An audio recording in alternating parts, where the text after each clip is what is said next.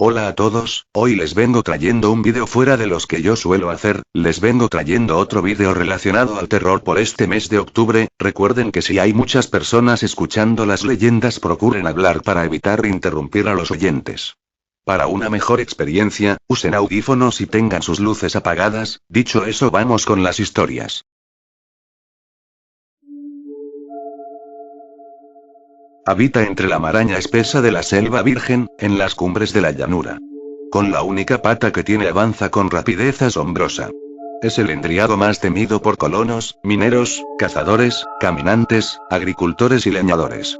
Algunos aventureros dicen que es una mujer bellísima que los llama y los atrae para enamorarlos, pero avanza hacia la oscuridad del bosque a donde los va conduciendo con sus miradas lascivas, hasta transformarse en una mujer horrible con ojos de fuego, boca desproporcionada de donde asoman unos dientes de felino y una cabellera corta y despeinada que cae sobre el rostro para ocultar su fealdad.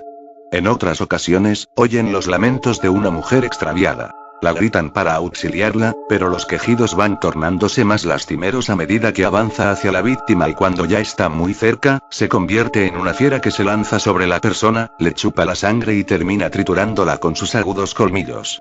La defensa de cualquier persona que la vea, consiste en rodearse de animales domésticos, aunque advierten que les superan los perros, calificándolos a todos como animales benditos.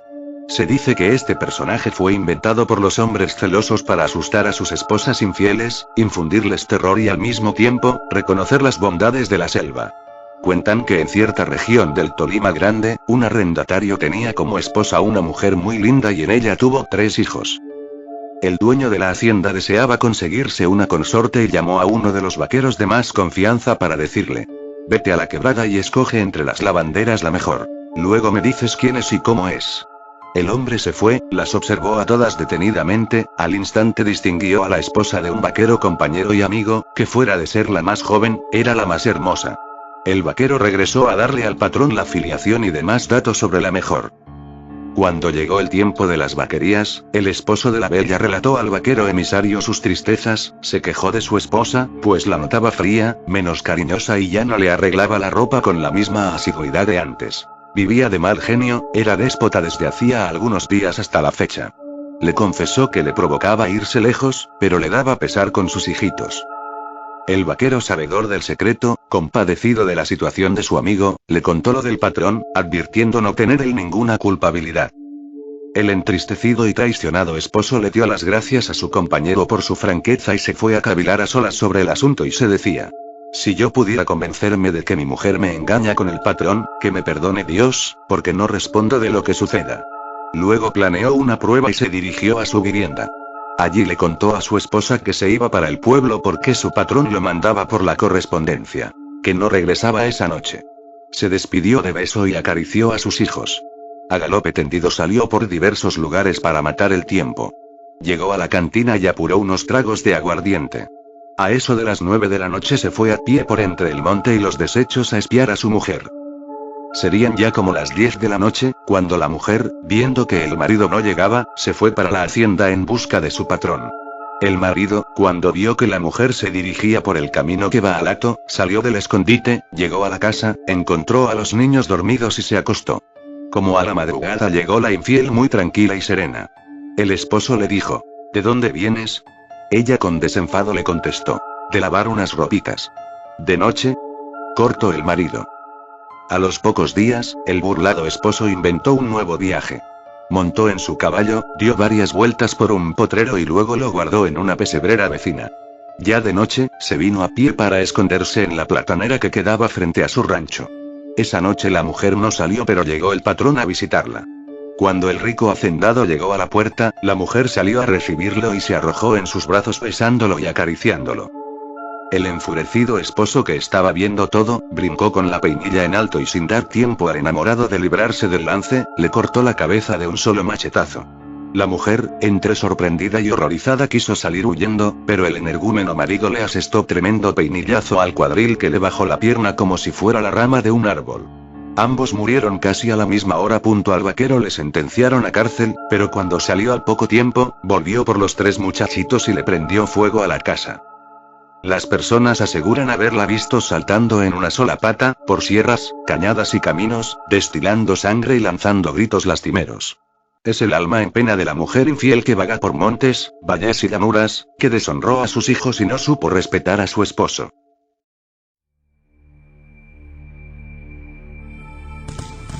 El hombre caimán es una leyenda de la costa norte de Colombia.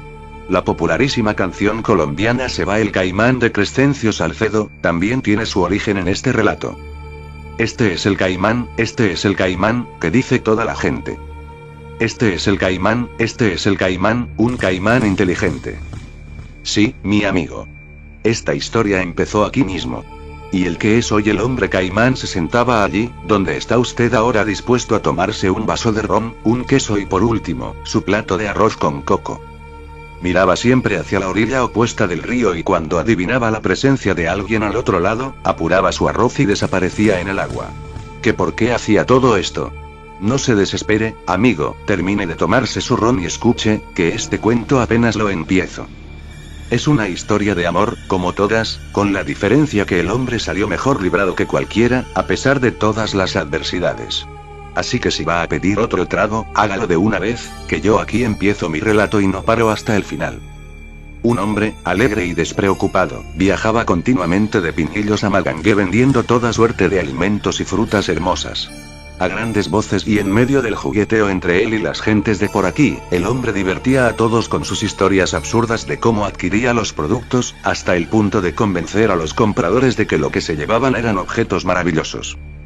Una tarde, mientras anunciaba a gritos la venta de unas naranjas que, según él, poseían las esencias del amor eterno, descubrió para su fortuna la presencia de una bella mulata con el pelo recién enjuagado que caminaba despreocupada.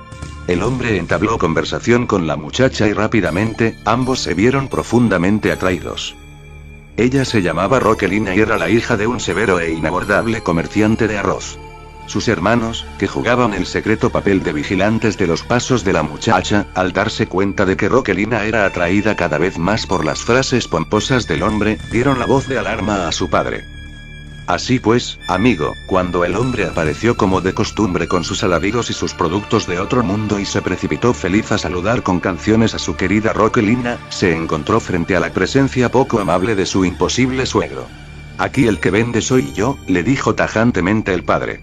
Y mi hija no es arroz. Así que puede irse con su música a otra parte, antes de que tengamos problemas.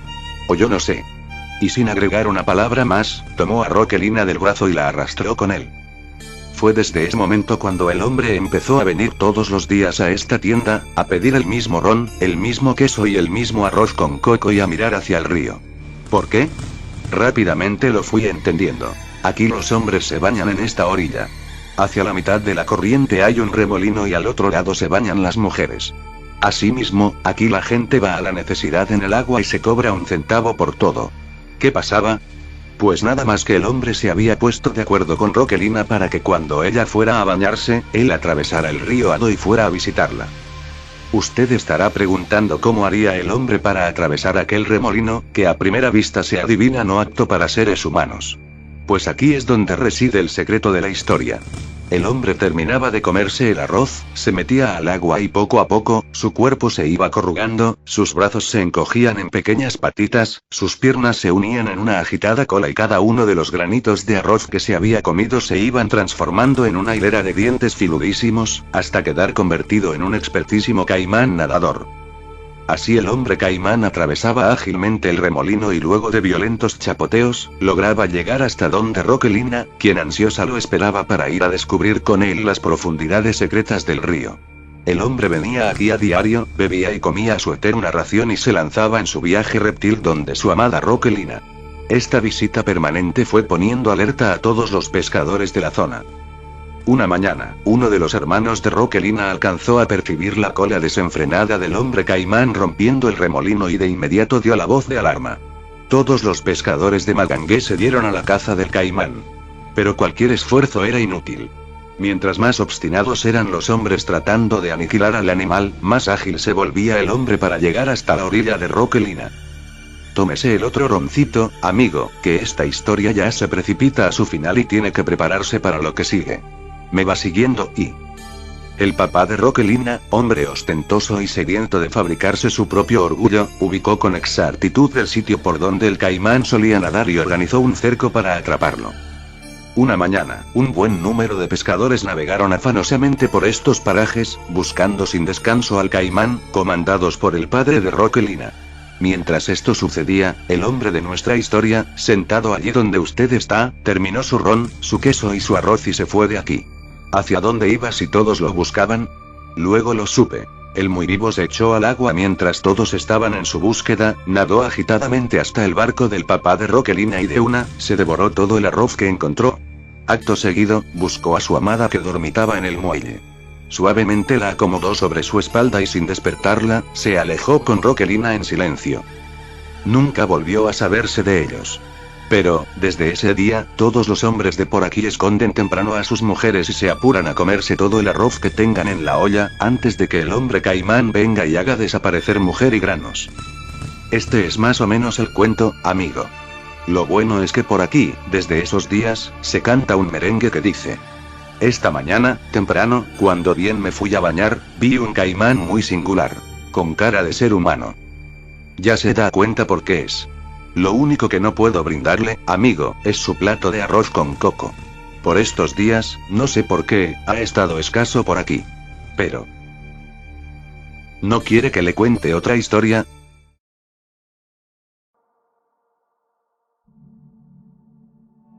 Son ciertos espíritus traviesos que se encargan de atormentar a las personas de cualquier edad, especialmente a las muchachas que tienen novio. En algunos casos las picardías no pasan de cambiar las cosas de su lugar o esconderlas, de revolcar lo que se haya bien colocado y traer noticias. En otros casos son perversos. Cuando se la dedican a una persona o a una familia entera, van todas las noches a tirar piedras o terrones en una forma exagerada, que parece un torrencial aguacero de balasto. A las jovencitas que tienen novio y cuando éste está de visita, las fastidian con órdenes o secretos malignos al oído, que hacen que el pobre joven se indigne y termine el noviazgo.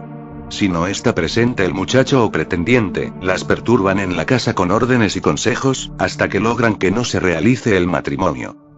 Durante el sueño, estos espíritus les ocasionan pesadillas, las llaman a un lugar conocido, hasta que las tornan sonámbulas. Así han encontrado varias vagando lejos de su residencia. Van o vienen por determinados sitios sin darse cuenta ellas de tal acto, hasta que alguno de la familia o conocido la encuentra en estado de subconsciencia. Son incontables los casos que se conocen, de familias y jóvenes que han tenido que emigrar a sitios distantes para librarse de tan fastidiosa persecución. No hay ciudad o pueblo, donde no se hayan conocido estos desastrosos acontecimientos ocasionados por los duendes. En una antigua hacienda, vivía un matrimonio con 3 hijas casaleras. Todas tenían novio y con frecuencia hacían fiestas, que no eran más que simples reuniones ejemplares donde primaban los juegos de salón o las demostraciones artísticas acompañadas de algún instrumento. Un sábado en que estaba revolucionada la casa con la llegada de más invitados, en la cocina se alistaba la preparación de ricos manjares. La servidumbre se sentía impresionada porque nada de lo que emprendían podían realizarlo. Resolvieron llamar a la patrona para advertirle que no se podía hacer nada, porque todo resultaba mal, que parecía que los diablos estuvieran metidos allí, porque no podían realizar el oficio que les habían asignado. La señora con las 3 hijas se alarmaron más, porque a ellas, en las habitaciones interiores les sucedía iguales cosas. Cuando la señora entró sola al salón, escuchó una voz tras de la puerta que decía: «No se afane que los invitados no vendrán. Hoy están de honras fúnebres». Al escuchar esto lanzó un grito la pobre señora, pero la voz se dejó oír de nuevo. «No se asuste, agradézcame el aviso». La dama no pudo más. Llamó a sus 3 hijas para contarles lo sucedido y para que le ayudaran a pensar cómo remediaban lo acontecido. Estaban en conjeturas, cuando llegó un peón trayendo la misma noticia que había suministrado el duende. Apenas llegó el esposo lo puso al corriente de los misteriosos sucesos, manifestándole mudarse inmediatamente para el pueblo. El trasteo se efectuó en la semana siguiente y cuando la dueña estaba sola desempacando baúles y petacas, escuchó tras de la puerta la misma voz que le decía: «¿En qué le puedo servir? ¿Sabe usted, me vine entre los tremotiles del viaje». La señora asustada le preguntó: «¿Eres un bicho, un alma en pena o qué eres?». La respuesta no se dejó esperar: «Soy tu amigo, tu fiel compañero y servidor». Así un día y otro día seguía el duende atormentando a la dama, ocasionándole un nerviosismo desesperado. Tan pronto el esposo llegó del campo, manifestó su deseo de trasladar toda la familia a la capital del país.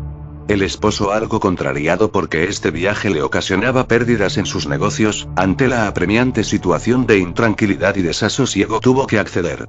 Vendieron ambas posesiones y se marcharon. Cuentan que cuando la dama está distribuyendo los muebles y demás enseres del equipaje, la voz volvió a atormentarla en una forma tan pertinaz que ya no tuvo alientos de luchar y enfermó. Las hijas alarmadas llamaron al cura de la parroquia para que fuera a bendecir la casa y hacer exorcismos. Dicen que fue la única forma de librarse de los tormentos del duende.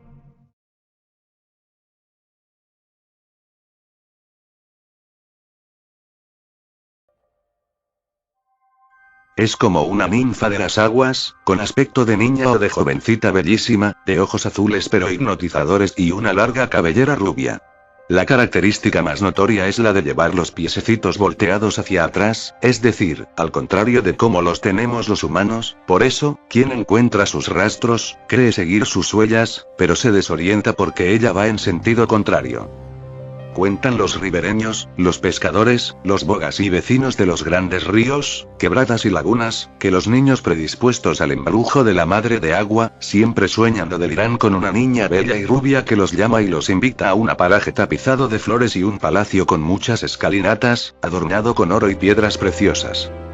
En la época de la conquista, en que la ambición de los colonizadores no solo consistía en fundar poblaciones sino en descubrir y someter tribus indígenas para apoderarse de sus riquezas, salió de Santa Fe una expedición rumbo al río Magdalena. Los indios guías descubrieron un poblado, cuyo cacique era una joven fornido, hermoso, arrogante y valiente, a quien los soldados capturaron con malos tratos y luego fue conducido ante el conquistador. Este lo abrumó a preguntas que el indio se negó a contestar, no solo por no entender español, sino por la ira que lo devoraba.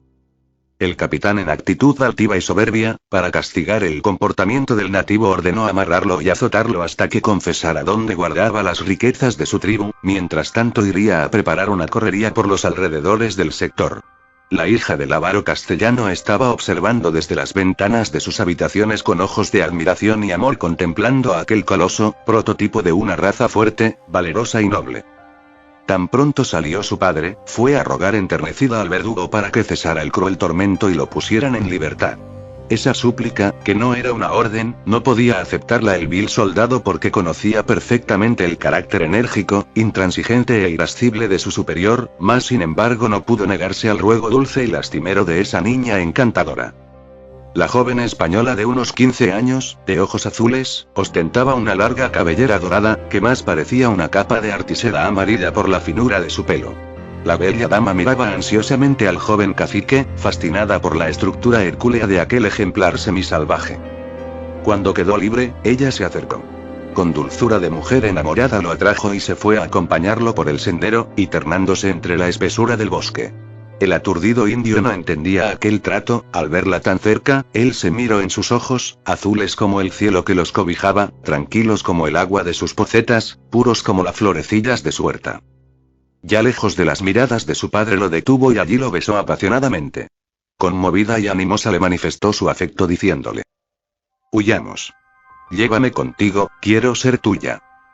El lastimado mancebo, atraído por la belleza angelical, rara entre su raza, accedió, la alzó intrépido, corrió, cruzó el río con su amorosa carga y se refugió en el bohío de otro indio amigo suyo, quien la acogió fraternalmente, le suministró materiales para la construcción de su choza y les proporcionó alimentos. Allí vivieron felices y tranquilos.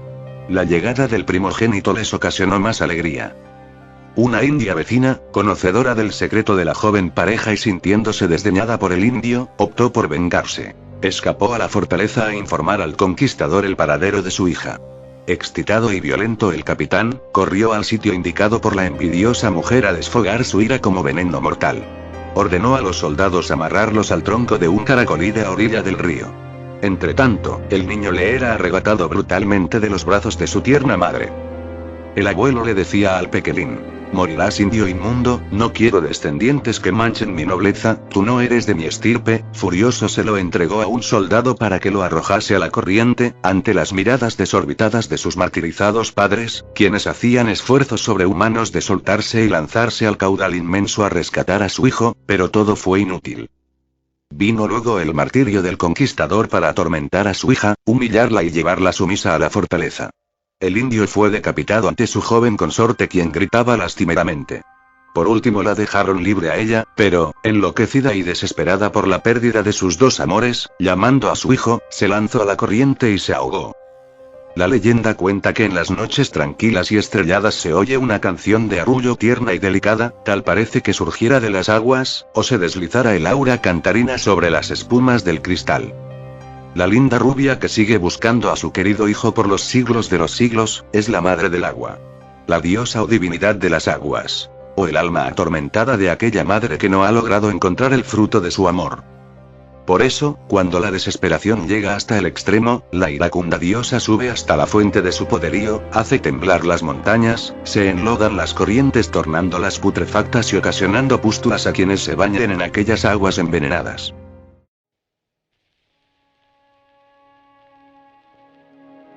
El taxista y la monja. Actualmente existen dos versiones de esta leyenda. Versión 1. Esta leyenda urbana se sitúa en los años 90. Se cuenta que una monja tomó un taxi, y habló muy animadamente con el taxista sobre la clasificación de Colombia al Mundial del 94, y otros temas. Apenas el taxi paró, frente a un velorio, la monja le pidió que la esperara para poder pagarle. El hecho fue que nunca volvió, y apenas el taxista fue a buscarla, la encontró dentro de uno de los ataúdes. A ella era a quien velaban. Versión 2. Esta es una leyenda muy común en Colombia, y que tiene la particularidad de ser muy parecida a la famosa historia de autoestopista fantasma. La historia comienza con un taxista que tenía turno de noche. Él iba conduciendo cuando vio a una persona que paró el taxi. Al principio solo pudo ver una sombra sin distinguir a la persona por completo. Cuando se acercó más, se sorprendió al ver que se trataba de una monja a altas horas de la noche en lugar prácticamente solo. El taxista paró su auto, inmediatamente la monja abordó el taxi y le pidió que fuera al cementerio. El taxista dudó por un momento, sin embargo hizo un gesto de afirmación. En el camino el hombre le preguntó a la monja qué hacía tan tarde sola. La monja se quedó en silencio sin responderle nada. Cuanto más se acercaban al cementerio, el taxista sentía más nervios, ya que no era nada agradable pasar a esas horas por aquel lugar. Finalmente llegaron a su destino y le dijo a la monja cuánto valía la carrera. La monja le respondió diciendo que si la podía esperar un momento, que en ese momento no tenía dinero, pero que dentro del cementerio tenía conocidos que le podían ayudar. El taxista decidió esperarla. Después de todo, podía confiar en una monja. Pasaron las horas, y la monja nada que llegaba a pagarle. El taxista, cada vez más preocupado, miraba por las ventanas buscando alguna señal del vida allí dentro, pero los nervios se le aumentaban cada vez más al saber que el cementerio estaba totalmente oscuro, sin ninguna luz prendida. Es por esto que el taxista decidió buscarla. Pensó que de pronto le había sucedido algo a la monja. Cuando se adentró en la oscuridad pudo notar que las puertas del cementerio estaban cerradas y cerca de ahí estaba el hombre que cuidaba el lugar. Le preguntó muy nervioso si había visto a una monja entrar al cementerio. El vigilante le respondió negativamente diciéndole que nadie había entrado al cementerio a esas horas, y que además a esa hora estaba cerrado el cementerio. El taxista no pudo más con sus nervios. Corrió a su taxi e inmediatamente aceleró sin mirar atrás.